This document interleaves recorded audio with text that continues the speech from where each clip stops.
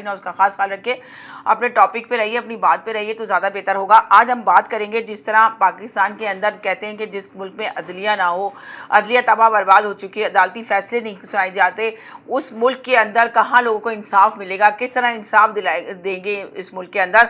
अब अगर सवाल पैदा होता है तहरीक इंसाफ को 3 साल में क्या क्या नहीं हुआ, कितने एहतजाज किए, उसका क्या फ़ायदा हुआ, कितने बुकला चेंज किए गए, उसका क्या फ़ायदा पहुँचा, कितने है ना धरने दिए गए, कितनी स्ट्रीट पावर चलाई गई, मुहिम चलाई गई, उसका क्या फ़ायदा हुआ। आज तहरीक इंसाफ कहाँ खड़ी हुई है। जिस तरह अली अमीन गंडापुर को हटाया गया, अली अमीन गंडापुर थे, उन्होंने बड़े बड़े दावे किए और बड़े बड़े वादे किए कि जी हम जो है हमें तो सिर्फ खान साहब को बाहर निकालना है, हम हर सूरत खान साहब को बाहर निकाल के लेकर आएंगे। पर खान साहब को निकालने में बाहर रहे, उनके एहतजाज, उनके धरने किस नतीजे में पहुँचे हैं, तो इस पर भी गुफ्तगू करेंगे। आखिर आज तहरीक इंसाफ कहाँ चली गई।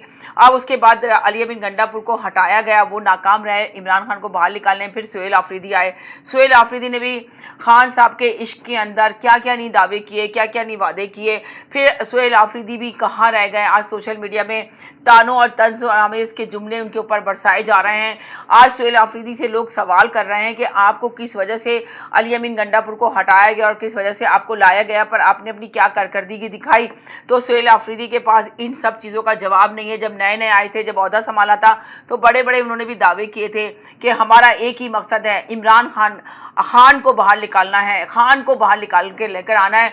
अब आप देखें कि दोनों मियाँ बीवी इतने ज़्यादा अजियत के अंदर मौजूद हैं। अगर माजी में देखा जाए, जो लोग कहते हैं कि माजी में भी सब लोगों ने जेलें काटी, अगर माजी में देखा जाए तो माजी में जिस तरह की जेलें काटी, जिस तरह नवाज शरीफ ने जेल काटी, उनको डॉक्टर की सहूलतें कारियाँ मौजूद थी, उनके मिलने वाले उनसे मुलाकातें करते थे। मगर अगर इमरान खान को देखा जाए तो उनके इमरान खान के आज मिलने का दिन था, मगर आज भी मुलाकात नहीं करवाई गई। 3 दफ़ा उनको रातों को हॉस्पिटल लेके गए, उनकी आँख के अंदर टीका लगवाया गया, इंजेक्शन लगाए गए, मगर उनके अपनी अजीज़ बहनें और वो उनके से मुलाकात नहीं करवाई जा रही। सगी बहनें उनसे मिल नहीं पा रही अपने भाई के अंदर। 85% जो है उनकी बिनाई जा चुकी है, उनका अपना डॉक्टर चेकअप नहीं कर सकता। हुकूमत की जो पसंद के डॉक्टर हैं वही डॉक्टर चेकअप कर रहे हैं। आखिर की इतना बड़ा जुल्म है। आप बताएं कि जुल्म है या सही हो रहा है उनके साथ, इमरान खान के साथ। मेरा सवाल आप लोगों से कि हकीकत में वो उनके ऊपर तशद्दुद किया जा रहा है या वो बिल्कुल ठीक ठाक हैं।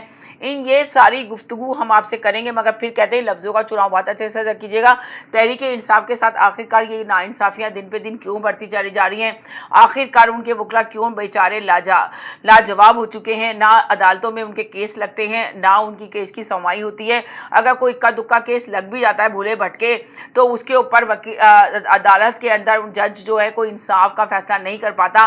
और इंसाफ के फैसले कहाँ होंगे जब उनके लोगों से, उनके कारकुनों से पूछा जाए कि भाई आपको तो इजाज़त मिल गई थी मिलने की, अदालत से वो इजाज़तनामा लेते हैं, तो उसके बाद वो अदालतों से तो इजाज़त मिल जाती है, पर हुकूमत उनको परमिशन नहीं देती। हुकूमत की तरफ से इजाज़त नहीं होती कि वो इमरान खान से मुलाकात कर सकें।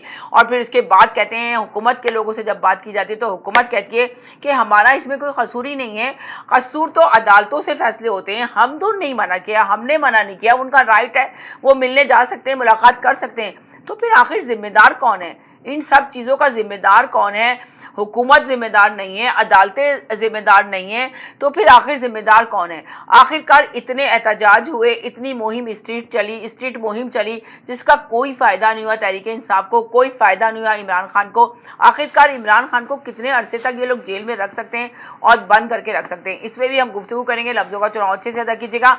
और बात करते हैं कि ईरान और इसकी जो लड़ाई छिड़ी हुई है, अमेरिका की और ईरान की लड़ाई है, तो ऐसा लग रहा है कि अमेरिका की और ईरान की जो लड़ाई चल रही है वो सिर्फ एक मजाक बन के रह गई है, वरना उसके अंदर कुछ भी समझ लें ऐसा नहीं लग रहा कि उसका कोई लाएमल होगा, कोई हकीकत उसके सामने आएगी।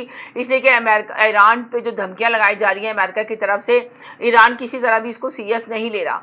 ईरान भी अब और दिन पे दिन, आपको नहीं लगता कि अमेरिका की धमकियों की वजह से ईरान दिन ब दिन मजबूत होता चला जा रहा है? और ये लड़ाई शायद हो सकता है इसी तरह चलती रहे और काफ़ी अरसे तक चलेगी। लोगों को बड़ा इंतज़ार है। अब देखते हैं कि 3 दिन के बाद, 1 दिन गुजर गया, 2 दिन बाकी हैं। ट्रम्प साहब चाइना जाएंगे, चाइना जाके वो क्या रिजल्ट लेकर आते हैं और क्या बताते हैं, तो इस पे भी गुफ्तगू करेंगे। और इधर आपने देखा कि पिंकी को किस तरह गिरफ्तार किया गया। पिंकी को जो है ना वो अरबों रुपए की कुकिंग का बिजनेस कर रही थी पाकिस्तान के अंदर, कराची के अंदर वो कुकिंग का बिजनेस कर रही थी, जो उनके ऊपर इल्ज़ाम लगाया गया। जबकि वो तो बड़ी अकड़ के चल रही हैं और उन्होंने बाकायदा पुलिस को कहा कि तुम लोगों ने बहुत बड़ी गलती की और कहाँ से मुझे गिरफ्तारी के लिए تم لوگوں نے کیا کیا نہیں کیا. جو ریٹائر آفیسر ہیں ان کی بہت بڑی خواہش تھی کہ مجھے گرفتار کیا جائے. تو آخر کیا